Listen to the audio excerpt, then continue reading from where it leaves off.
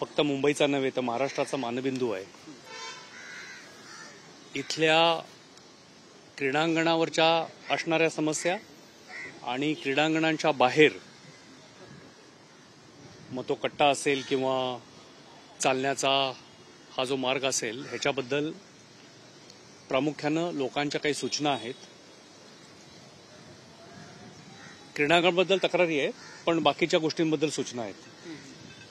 तर नक्की काय सूचना आहेत ते समजून घेण्यासाठी, कारण हा जो सगळा इथल्या सूचनांचा संदर्भ आहे हा मेंटेनन्सशी संबंधित आहे.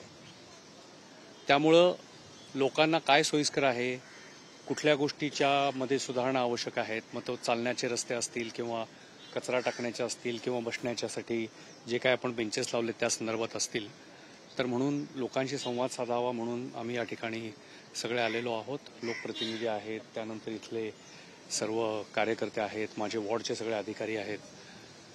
आणि या सगळ्याची माहिती घेतल्यानंतर यामध्ये सगळ्यांच्या सहमतीने, मग ते पोलीस असतील, आमचे वॉर्डचे अधिकारी असतील, नक्कीच आम्ही सुधारणा करू. तज्ज्ञ लोकांना लावून या ठिकाणी चांगली सुधारणा परिसरामध्ये करण्यात येईल.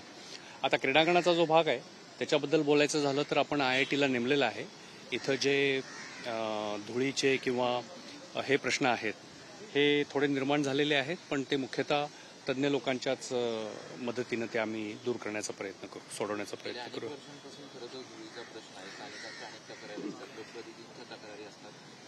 कधीपर्यंत साधारण दिलासा मिळेल, कारण की आता गवत लावण्याचं देखील काम लवकरच. हो, आता गवत लावण्याचं काम चालू आहे. आता काही लोकांचं त्याच्यामध्ये म्हणणं आहे की त्यांनी देखील प्रश्न सुटणार नाही, कारण इथली वर्दळ, त्यानंतर इथं होणारे कार्यक्रम हे जर सगळं लक्षामध्ये घेतलं तर त्याच्यामुळं तात्पुरता उपाययोजना ती होईल असं काही लोकांचं म्हणणं आहे. पण आता ह्याच्यात नक्की काय करायचं याच्यासाठी आपण IIT मुंबईची नेमणूक केलेली आहे. आणि IIT मुंबई ज्या पद्धतीनं, कारण ते तज्ज्ञ लोक आहेत, तर त्यांनी त्याच्यामध्ये काही अभ्यास केलेला आहे आणि ते सांगतील त्या पद्धतीनं, अर्थात सर्व इथल्या स्थानिक लोकांच्या सूचना देखील लक्षामध्ये घेऊन आम्ही ती उपाययोजना करून तो प्रश्न सोडवायचा प्रयत्न करतो. सर, एक प्रश्न असा होता की याच सगळ्या परिसरामध्ये न्यू माहीम स्कूल आहे, काही इतर शाळा आहेत, त्या जाणीवपूर्वक बंद केल्या जातात. जाणीवपूर्वक महापालिका कशाला बंद करेल? शेवटी मुलांच्या सुरक्षिततेचा प्रश्न आहे आणि जाणीवपूर्वक बंद करून महापालिकेला काहीच साध्य होणार नाहीये. तथापि त्यांची जी काही प्रश्न असतील ते देखील आज आम्ही तिथं भेट देऊन ते देखील सोडवण्याचा प्रयत्न करू. पण जाणीवपूर्वक बंद केली असं मी म्हणणार नाही. वस्तुस्थितीनिहाय त्याची तपासणी करण्यात येईल, एवढं मी सांगतो. भांडूपच्या पण एका शाळेचा प्रश्न आहे सर. भांडूपचा उत्सव आहे, गणेशोत्सवाच्या पार्श्वभूमीवरती पालिकेची कशी तयारी असणार, कारण की मोठ्या प्रमाणात मंडळ आहेत, मंडळांना परवानगी देणं असेल. आणि यालाच एक जोडून सर प्रश्न आहे, दंड जो खड्ड्यांना आकारला जातो त्यावरून थोडीशी नाराजी आहे. आता जी काही महापालिका गणेशोत्सवासाठी तयारी करते ती तयारी पूर्णपणे केलेली आहे. मुख्यतः प्रश्न होता तो PUPचा. आता उच्च न्यायालयाने या वर्षासाठी जे निर्देश दिलेले आहेत, पूर्ण राज्यासाठी अर्थातच, त्यामुळे तो प्रश्न सुटलेला आहे.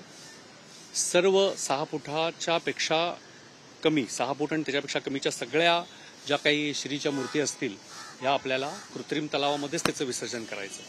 मग ते नैसर्गिक असतील किंवा PUPच्या असतील, त्याला काही दुसरा आपल्याला आता पर्याय देण्याची किंवा तशी मागणी पण राहिलेली नाही आहे. मोठ्या ज्या मूर्त्या आहेत त्या अर्थातच आपल्या ज्या नैसर्गिक विसर्जनाची ठिकाणं आहेत त्या ठिकाणी त्या केल्या जातील, पण त्या ठिकाणी देखील महापालिकेला काही व्यवस्था करायला लागेल की जेणेकरून तिथला जो परिसर आहे, इकोसिस्टीम आहे, पर्यावरण, ते दूषित होणार नाही.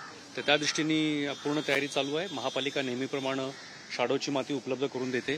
किती जवळपास 800 टन माती आतापर्यंत उपलब्ध करून दिलेली आहे. जे गणेशोत्सवाची मंडळं परवानगीसाठी येतील त्यांना ऑनलाईन आणि त्याच पद्धतीने ऑफिसमधून देखील परवाना देण्याची व्यवस्था करण्यात आलेली आहे. अन्य देखील काही आवश्यकता असेल तर त्या पद्धतीची व्यवस्था करण्यात आली. सर, काल या शिवाजी पार्क परिसरामध्ये काही बॅनर्स, पोस्टर लावण्यात आले होते. त्यामध्ये एक आरोप मनसेच्या वतीने करण्यात आला होता की कचरा वाहतुकीमध्ये मुंबई महानगरपालिकेमध्ये घोटाळा सुरू आहे, अधिकारी आणि जे ठेकेदार आहेत त्यांचं संगनमत आहे. नाही, ठीक आहे, त्याच्यावरती आम्ही योग्य ते तपासून उत्तर देऊ. कबूतरखान्याच्या बाबतीत प्रश्न आहे. कबूतरखाने आपल्याला बंद करावे लागतील, त्याला दुसरा काय पर्याय नाही. पण ते, कारण वारंवार सिद्ध झालेलं आहे की ते आजूबाजूच्या नागरिकांना घातक आहेत. आम्ही बंद करायचा प्रयत्न करतोय.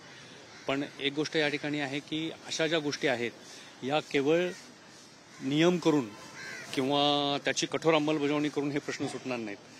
ज्या नागरिकांच्या आरोग्याला धोका होतोय किंवा ज्यांच्यामुळं होतोय त्यांनी देखील याच्यामध्ये सहकार्य करणं, तो प्रश्न समजून घेणं आवश्यक आहे.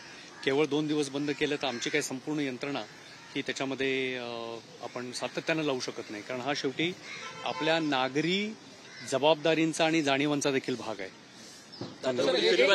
फेरीवाल्यांमध्ये नाराजी भावना आहे सर.